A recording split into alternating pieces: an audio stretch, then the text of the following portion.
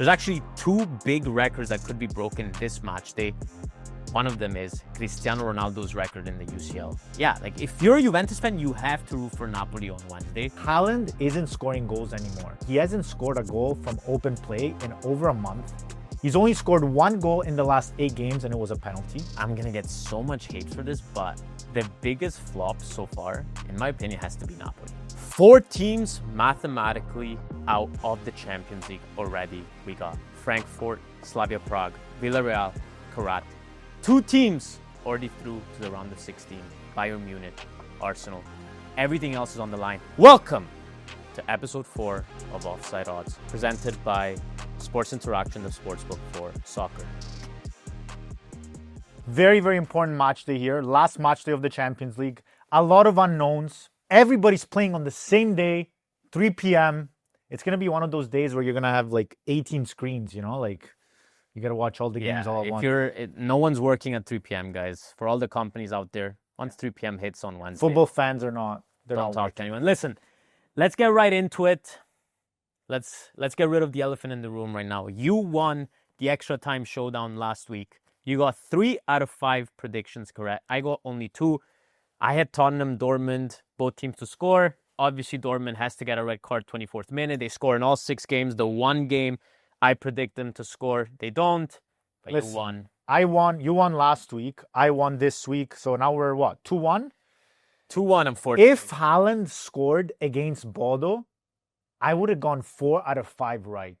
That was a lot. And Man City goes and loses to Bordeaux 3-1. Listen, we'll talk about this. No. All I'm going to say is Haaland needs to get benched. We'll talk about this after. So, as we all know, the loser from the previous week is going to have to do a penalty. Now, last week, he made me say this apology about whatever. You can go watch the last episode. This week, let's do a quick check here. It's very cold here in Toronto, Ontario. Today feels like minus 24.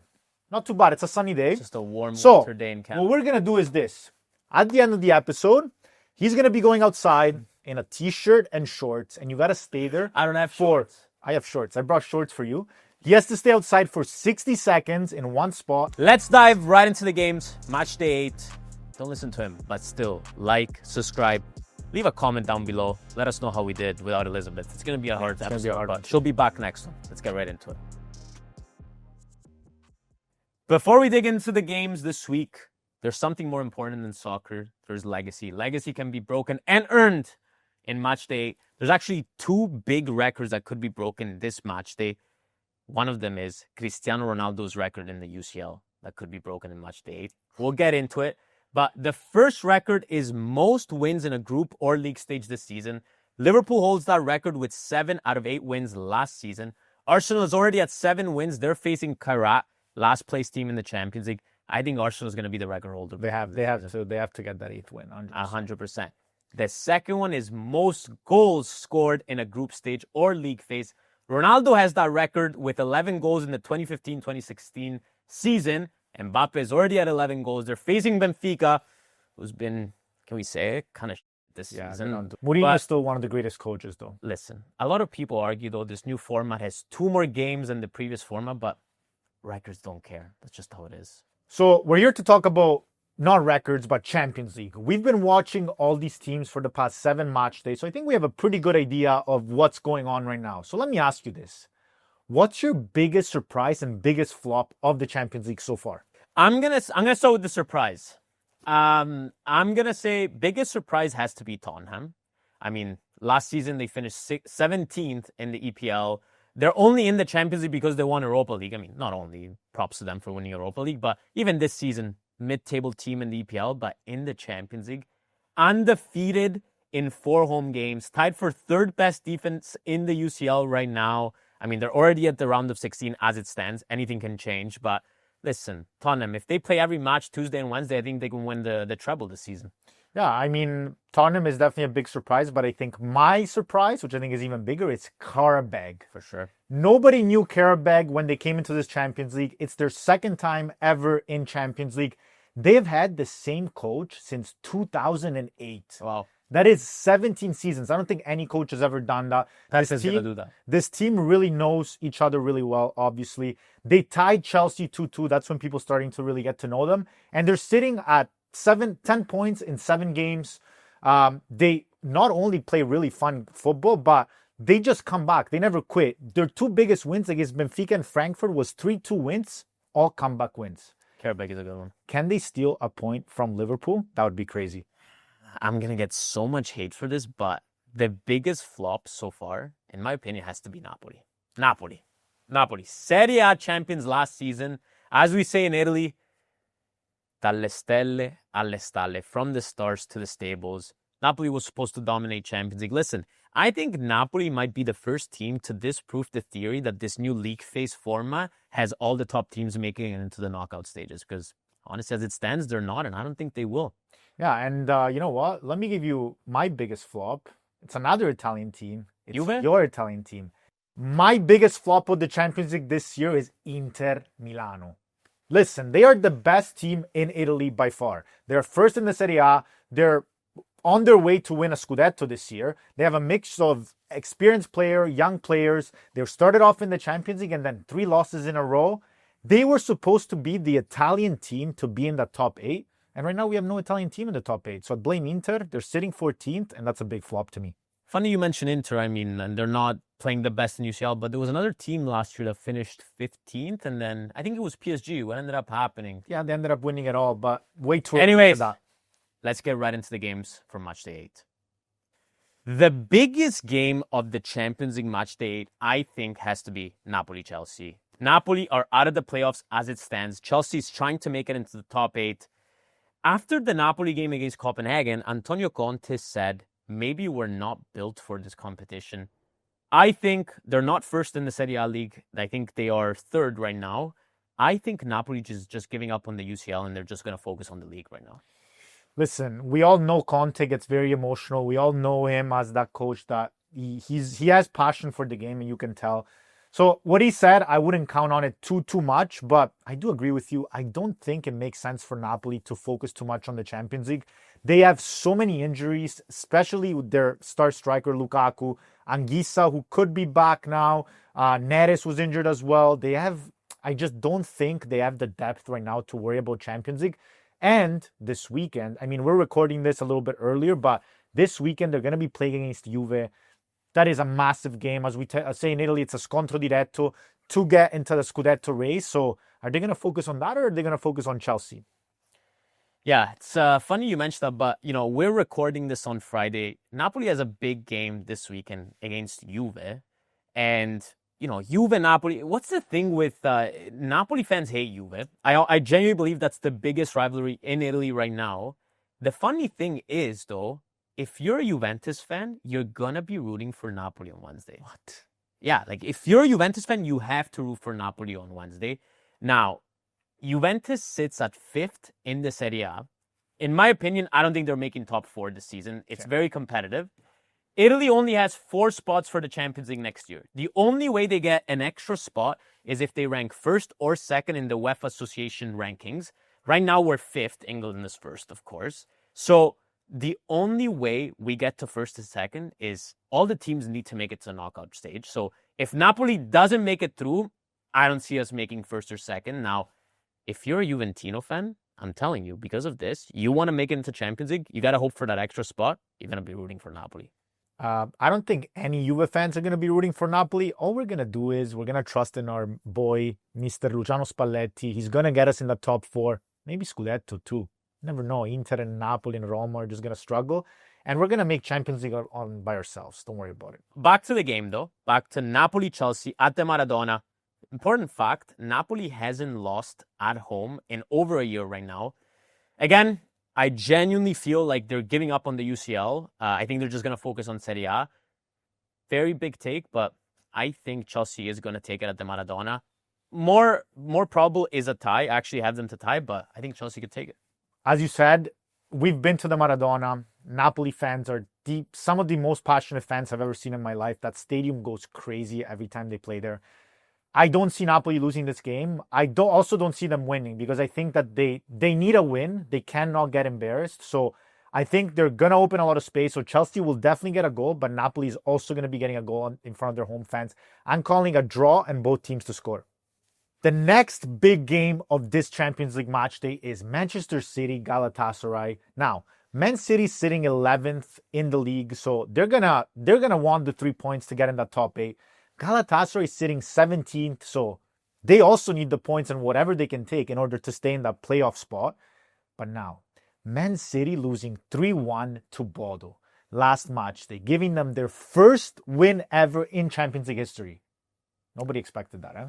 No. I mean, I mentioned this last week as well. I think Bodo plays a really fun soccer.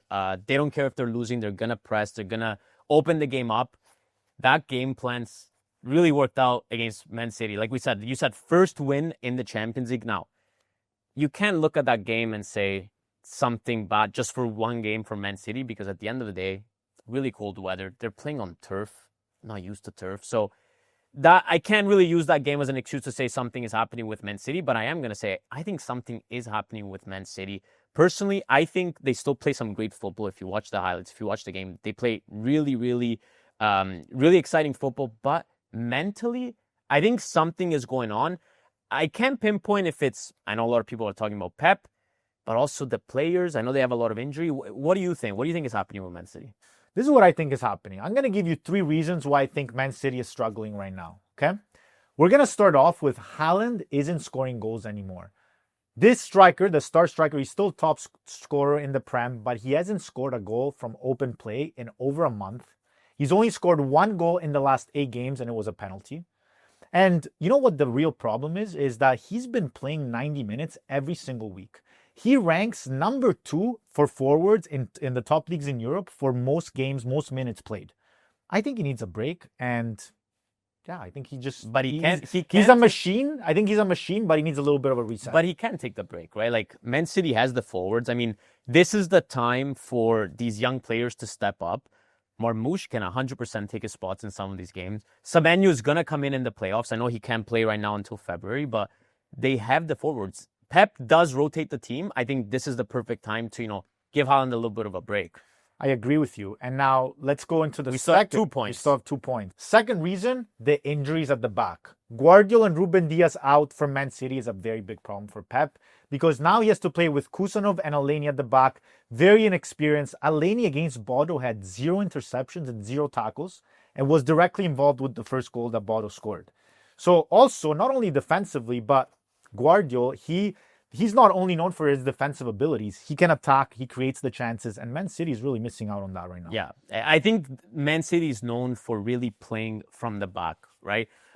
Defensively, all these injuries, I agree. I think it's affected the team a lot, but hey, they just bought Crystal Palace's formal captain, Mark Way. He's coming in. I'm not sure if he can play I think he's going to have to start playing in February, so that's going to help them out a lot, but defensively, I think it's been a big problem for Man City, but you said there's 3. There's 1 more? Yeah. The last big problem with Man City is their midfield. They've been getting beat in that midfield every single game. And who's the conductor there in the middle is Rodri. And Rodri is not fit to play on this team right now. Obviously, we know he was out with a very bad injury. He came back, but he's just not the same Rodri. Against Bodo, made a lot of mistakes, was getting beat all the time, and then getting 2 yellow cards in 54 seconds. That goes to show you that it's not just physical, but it's a mental. It's just there's something happening there mental, and when Rodri is off, Man City is off. Yeah, and I mean, that's what happens when players tear their ACL and then they come back within the same season, right? Once you speed up recovery that fast, I think there's going to be issues, like you said, even mentally, right? You're going to be afraid. I think they were playing, Bodo was playing on turf. Was there something there, Rodri? He knows he has this injury. Turf is tough. Maybe he didn't want to play that game. I don't know. I don't want to say anything. But, in the midfield, they also have Foden. He hasn't really been performing 5 weeks without a goal. So I think they just need to figure a few things out in the middle, and then everything will work out. But let's go back to the game. Man City, 𝗚𝗏𝗃𝗏. They're both technically in the playoffs right now. Man City's trying to get into that top 8. 𝗚𝗏𝗃𝗏 hasn't really been scoring. I think they've scored 9, gone 9, scored against. Osimhen is back, though, from the AFCON. I still think Man City is going to do everything to get into that top 8. I think they're taking the game at the Etihad. Yeah, my prediction, honestly, I have just have a scoreline Man City to win 2-1. Because again, defensively, they're not doing too well. I think Galatasaray will get at least a goal. But Man City at home is going to win this game. So I'm calling 2-1. It's time! Favorite segment of the show. Extra Time Showdown presented by Sports Interaction.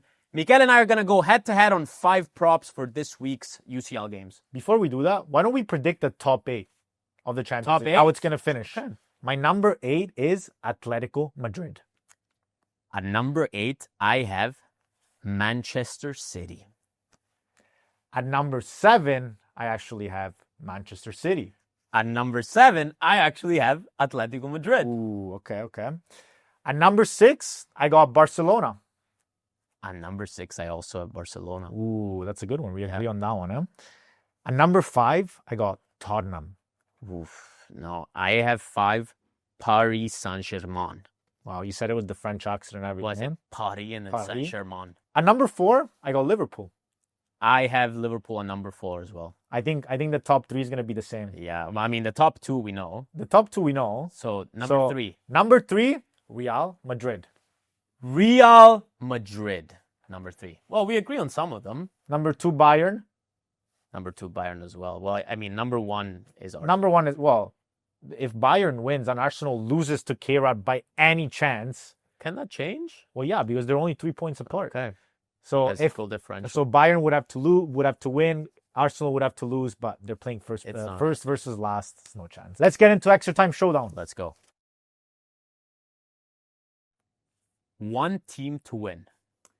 I'm going very easier because I don't want to do a penalty next week. So I'm going Arsenal to beat 𝗂𝗏. First place versus last place. 𝗂𝗏 is already out. Arsenal wants to keep their undefeated streak going. They want to get the record, as we talked about before. They might play their C team and still win. You went for the easy one here. I have Liverpool to beat 𝗂𝗏. Salah's back. Big statement win for Liverpool against Marseille last week. I think they really want to stay in that top 8. I think this is the turnover of the season for Liverpool. Now, next prop. One game to go over 2.5 goals. My game to go over 2.5 goals is Borussia Dortmund versus Inter. They've scored 32 goals combined in just 7 games. Borussia is one of the worst defenses in all the Champions League. I think we're going to see a lot of goals here. I have Atletico versus Bodo to go over 2.5 goals.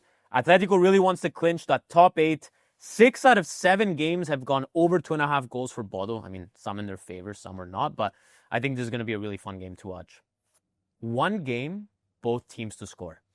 I already spoke about this before. My one game is Napoli-Chelsea. Again, as I said before, I think Napoli's going to push. They're going to leave a lot of space open. Chelsea's definitely going to get one in. But Napoli at the Maradona will score. And I already said, I think they're going to draw. But I'm just going to go for the both teams to score here. I have Club Brugge versus Marseille. Both of them are fighting for that playoff spot. They both speak French. I think there's going to be a lot of shit talking in the game. I don't think this is a 0-0 game. I think this is going to be a good fight, a good battle. Good game to watch as well. The next prop is 1 goal scorer. I have our Canadian star boy. I love the Canadians. Promise David to score a goal against Atalanta in the Champions League. Listen, he only has 2 goals this season. They're both away. So I think this is his chance at home to score and to give Union Saint-Gilloise a chance to make it in the round of 16 playoffs. I have Mbappe to score against Benfica. Like I mentioned this episode, Mbappe's at 11 goals. He has a chance to beat Ronaldo's record of 11 goals in one group stage or league phase as it is right now. Benfica has been weak in the UCL this season. This is a lock. Now, last one. This has been the hardest one. Neither of us has gone this one yet. One player to get carded. I don't know for what reason, but I always like to bet on players to get carded when they're playing Juve. So I'm going Denis Zakaria of Monaco to get carded. He has 3 yellow cards in just 8 appearances in Ligue 1. He got a yellow card last Champions League match against Real Madrid. Monaco needs the points if they want to even qualify for the playoffs. They need to redeem themselves for a 6-1 against Real Madrid. I think they're going to go hard. Zakaria is playing against his old team, Juve. So I think he's a card is coming. Yeah. I have 𝗖𝗛𝗏𝗏 to get carded from PSV against Bayern Munich. Now, PSV is 3rd for most yellow cards this Champions League. 𝗖𝗛𝗏𝗏𝗏 is back from suspension, so Clean record. So you're just gonna It's gonna be a good fight against Bayern Munich to keep a playoff spot because PSV is in a playoff spot right now. So, 𝗵𝗵𝗻, if you have to pull the shirt, just get it done. Don't even worry about it. This is it for Offside Odds presented by Sports Interaction, the sports book for soccer. How did I do without Elizabeth? I think you did good host, good. right? I think you did good. Listen, next episode is going to be the knockout stage. We're going to be talking all about that and what's coming up because we have round of 16 quarterfinals coming up. Right? So it's going to be a big episode. It's going to be a big episode. So if you've made it all the way, make sure to like, subscribe, leave a comment. And now it's time to go outside in minus 22 weather. Let's go get changed because of the gold plunge. Go get changed. It's not even going to be an issue.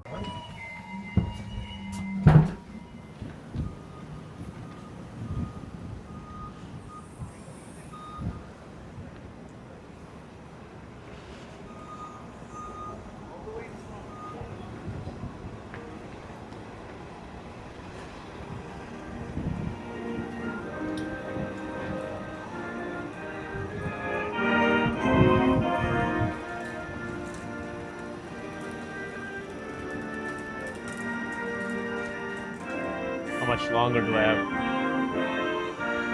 This is easy. I'm used to this. What a beautiful summer day in Toronto, Canada.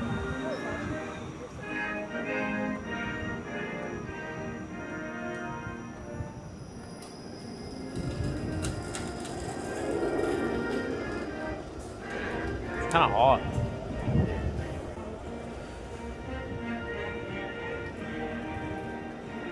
No reaction. How much longer do we have here? 20 seconds. Canada, we stand on God for thee. Oh, Canada, we stand on guard for thee.